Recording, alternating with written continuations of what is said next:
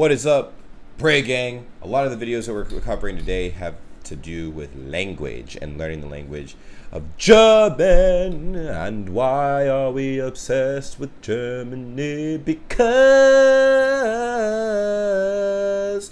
we want to learn about as much as humanly possible, because there's a high possibility that your boy's going to Germany very soon. So let's go ahead and get this thing that's going on with. All right, so join the Discord. I know a lot of you guys are trying to teach me about Germany and the language and everything, and honestly, I appreciate that. Welcome to the Bray Gang. Welcome. Hello, wie geht's? Let me know what you guys feel and how you doing in the comments down below. And danke for watching. I appreciate all of you guys. You guys are amazing. Let's go ahead and check this out and see exactly what we're working with today, man. Don't trust the rabbit. Hey rabbits, it's Trixie, and as you all know, I am from Germany, from close to Hamburg to be precise. When I speak English, I normally sound like this. Okay. Not perfect and still a lot of things to improve, but I consider my pronunciation quite decent. Yes, it's decent. This hasn't been like that all the time, and there are a lot of Germans that have a stronger accent than I do. If I would speak a little bit more like this, you would most probably assume that I'm from Germany. God damn. Why is that? Alright. What makes the German accent the German accent? I decided to sit down and do some research, asking myself the following questions. What characteristics does a typical German accent have? And why? Before I present you my results, I want to point out that this is not a professional research, it's just my personal guesswork, but I think with at least some points, I'm pretty close to reality, and I guess you will enjoy it. So, when speaking English, what does a typical German accent sound like? And what's the explanation for that? The first thing that came to my mind was something that I would like to refer to as staccato talking. Wenn ich normal Deutsch spreche, dann mache ich hinter jedem Wort eine kleine Pause. Which means, when I speak German, I make a little break after every word. Of course, we Germans also combine some words, like for example, ich hab, instead of ich habe. But still, German is not as melodious as English, or far away from being as melodious as French, for example. Which makes us sound a little bit robotic. Just for fun, I recorded myself saying something in English, in German, and in French to see the differences in the audio track that my video cutting software would show me. And as you can see, there are quite some breaks in the German one. The English one is like in the middle between the other two, and the French one is just one long blah blah blah blah. Oh shit. Je ne sais pas ce que je dois faire. So the first thing we noticed is that Germans make many breaks between the words. The next thing I want to talk about is the German pride of consonants. One fact that you will easily notice about the German language is that we're not afraid of consonants. While in the English language, you kind of try to soften the consonants as much as possible, Germans are proud of them and they emphasize them even more. Let's for example take the word matter. Even though it's written with a double T in the middle, in English you mostly pronounce it as matter or even ma, as if you're afraid that your tongue may get hurt by the sharp edges of the T in the middle. Germans, on the other hand, use consonants very confidently and instead don't put so much weight on the vowels. Here are some examples. Kraftprotz, Fettsack, Luftpolster, Schatzkiste. In German, we have in general a lot of double consonants, like for example TT, BB, FF, CK, and they always imply that there's a short vowel followed by a hard consonant. And while the English language has stuff like matter, ma going on, we would never think about softening them. Bretter. We would say bretta if it wasn't so much effort. We actually have letter combinations that make words sound even more spiky, like for example the tz. This is like, that's not just ts, it's ts. Remember? Z in the end. Not just a simple S, it's a Z. Alright. Go for it. Hell yeah. Or for example the PF, which tells you, nah, this is not only f, this is pf. Given this information, it's no surprise that similar words in English and German are often written with D in English and a T or even a double T in German. Bed, bet, red, rot. And even if there is a T in English, it's mostly pronounced really carefully, like fat, while Germans happily say fett. So if you would ask a German to read the sentence, "What's the matter with that red bed?" he would most likely say, "What's the matter with that red bed?" We can see the staccato rule apply, and also the rule with the harsh consonants. The next point on my list is something I would like to call the last letter law. In the English language, you sometimes swallow the end of the word. Like, for example, in horrible. You don't say horribly or horrible or something like that. You're like horrible. As if the E doesn't actually exist. The E is just there for universal reasons, but you actually don't pronounce it. While in German, that stuff never actually happens. That's crazy. We also have words ending with E, like for example, Hase, which means rabbit by the way, Straße or Lage. But we would never think of swallowing the E. We Germans don't like to swallow. You Germans don't like to swallow. Yo, what the hell is up with her eye, G? What the fuck? Yo, bruh, what the fuck? That looks weird as hell. Holy shit. Because of that, it could happen that we would pronounce a word like horrible as horrible. Like switching L and E around, because we're like, nah, that doesn't make sense with the E in the end that you don't pronounce. That has to be a mistake. What? The last point I found is actually quite funny to talk about. It's the sounds that Germans don't know or know differently. That's crazy. Let's take a look at the German vowels. The vowels would be pronounced as A, E, I, O, U. A, E, I. A, E, I, O, U. A, E, I, O, U. A, E, I, O, U. A, E, I, O, U. A, E, I, O, U. As you may notice, that sounds a little bit more like French than English, for example. A, E, I, O, U. Instead of A, I, E, O, U. It seems like the English vowels are not single sounds. They're more like vowel combinations. This may be why Germans sometimes subtract a little bit of the complexity of English vowels.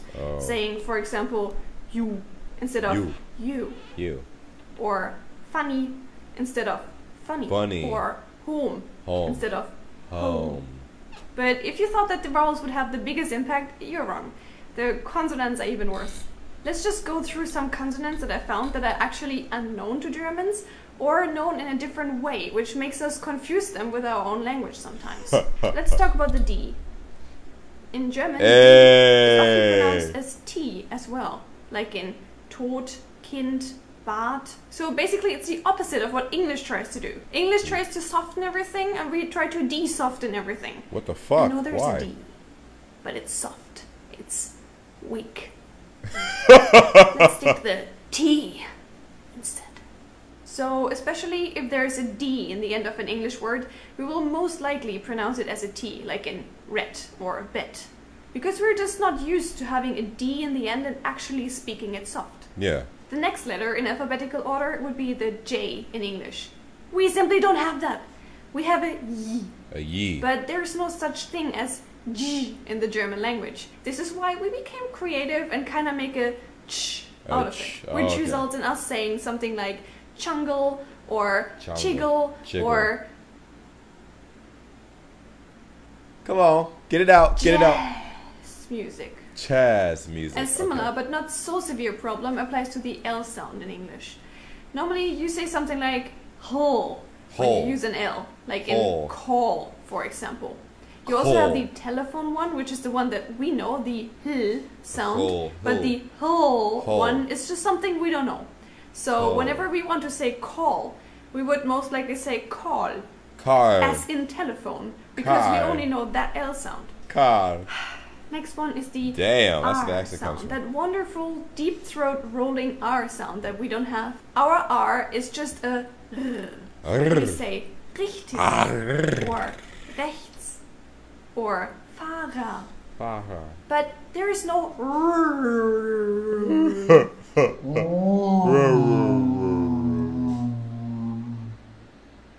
A similar catastrophe is the S, which is actually our fault because we have 3 different S sounds, while the English language only has one.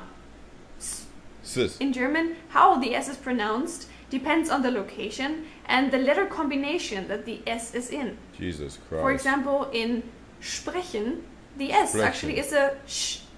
Or in Wasser, it's S. Or in Hase, it's a Z. And you just have S. Since we have the S sound at least, we can pronounce most English words correctly, but sometimes we still confuse them with something that we are used to out of our language. Like, for example, speak in German would be speak. And, well, sometimes I guess it happens that we just say speak. Something really confusing is going on when we talk about the F, W, and V sound in English and German. The V sound in German is actually pronounced as F. Like in der Vogel. I don't even know why we have that letter. The V is just an alternative for the F, as the D is just an alternative for the T. The W, though, is actually the English V sound. Like in wollen, Watte, Wolke. As you can see, really funny. The W, as you have it in the English language, doesn't exist in the German one. There is no woo. This, you know what I mean, this want sound or willing. There's like wah. We don't have that. We say wah. Something like that. This is why it's no surprise that we sometimes say ferry instead of very, because, you know, V equals F, or want instead of want, because we just don't have this woo in our language. Woo! But as if all of that wouldn't be confusing enough already, we didn't speak about the TH yet. God damn. The Germans don't have the TH, and this is why we desperately try to find an alternative for it that we know out of our own language. Like, for example, the S or the F. Normally, if an English word starts with TH, we pronounce it as S, because we just don't know better. And if it ends with TH, we sometimes use F as well. It's like S or F. Some people do it that way, some people do it this way. So, for example, thing would become sing. Or I want some sing. Would become vis or vif. And of course, that sounds kind of horrible, but to our defense, we mostly don't know better. Even our school teachers often cannot pronounce the TH well. And how are you supposed to learn something as a child if the person that teaches you isn't aware of it? Yeah. Hey Petra, just calling in. What are you doing? You know, sinking. You're sinking? You're on a boat? Where? To conclude, we just found 4 things that characterize the German accent when Germans are trying to speak English. The staccato talking, the pride of consonants, the last letter love, and simply sounds that the Germans don't have or that they know differently. Since this video was mainly educational and not too funny, I prepared another little video where I am talking in a horrible German accent, showing you around my...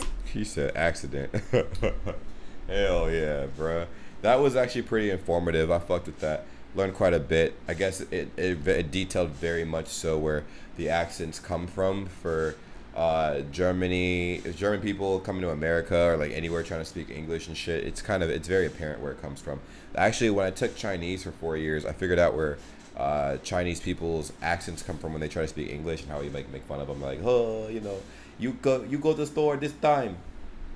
You go to store this time. You this time. Power. Anyways, like, comment, subscribe, turn your post notifications, join our Discord, help us get our Discord to 300 members. And I don't know what else to say. You guys are amazing, beautiful people, and you guys never stop inspiring and motivating me to do better stuff for you guys, or actually at least create stuff in volume for you guys, because you guys go hard, man. You guys go hard. So like I said, help us get to 300 BRAYGANG members. We are on Discord. We're at 262 right now, so let's continue growing BRAYGANG. Here before a million is what I like to say a lot. Here before a million. Say it with me now. Here before a million. Nah. Here before a million. Nah. Hey, for all my peoples that see the merchandise and underneath the video description now, you know, purchase a hoodie or something and then wear it to get featured on my Instagram page and even my YouTube story.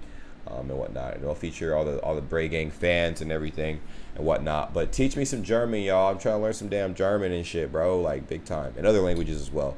Y'all already know where to reach me, so that's enough of me talking. I'll talk to y'all later. But until next time, I'll see you guys again. Take care. Peace.